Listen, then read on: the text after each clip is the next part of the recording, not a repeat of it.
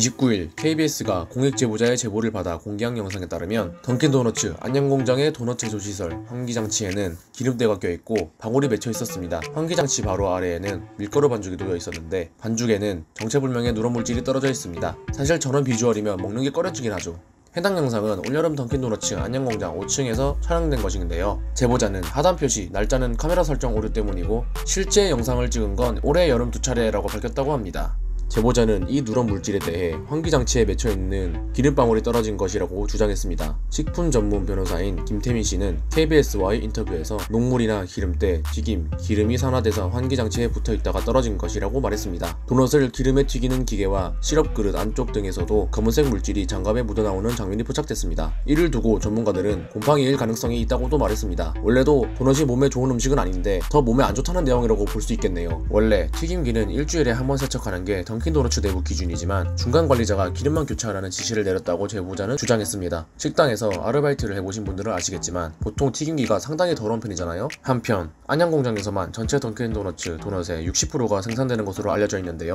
이 공장은 2018년 지자체 위생점검에도 적발되어 과태료 처분을 받았었다고 합니다.